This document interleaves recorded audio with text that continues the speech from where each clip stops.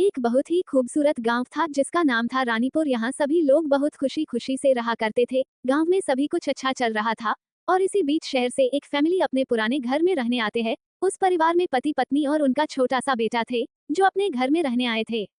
उनके आते ही गांव के लोग खुश हो गए क्योंकि यह परिवार कोई और नहीं बल्कि इसी गांव में रहने वाले एक पुराने किसान की थी और गांव वाले उनकी बहुत सम्मान करते थे। सब कुछ ठीक चल रहा था, लेकिन अचानक एक दिन इस परिवार के बच्चे की तबीयत अचानक बिगड़ने लगती है। सभी को लगता है मौसम का परिवर्तन हुआ होगा, लेकिन बात तो कुछ और ही थी। धीरे धीरे लड़के का चेहरा नीला पड़ने लगा।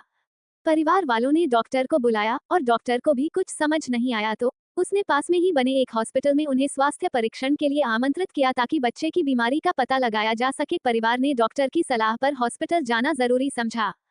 सारे चेक होने के बाद भी कुछ नहीं हासिल हुआ। जैसे ही सारा परिवार गांव पहुंचा तो गांव के कुछ बुजुर्गों ने बच्चे की हालत देखकर उन्हें बैगा के पास जाने को कहा।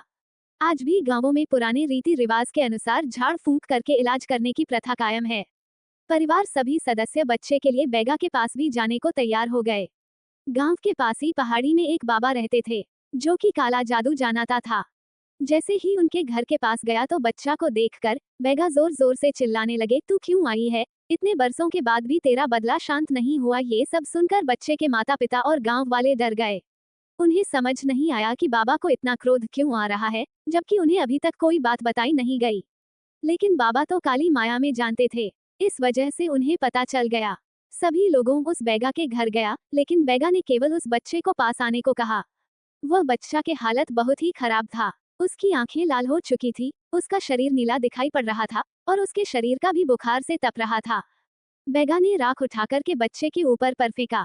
बच्चा जमीन पर गिर गया और जोर जोर से हाथ पैर हिलाने लगा। किसी को कुछ नहीं समझा रहा था कि बैगा ने क्या किया हुआ कि बच्चा अपने आप जमीन पर लेटकर ऐसी हरकतें करने लगा।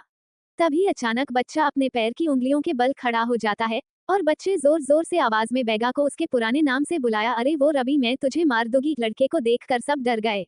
उसके माँ बाप भी डर गया। लड़के को ऐसा में देखकर उन्हें कुछ समझ नहीं आ रहा था कि ऐसा क्यों हो रहा है।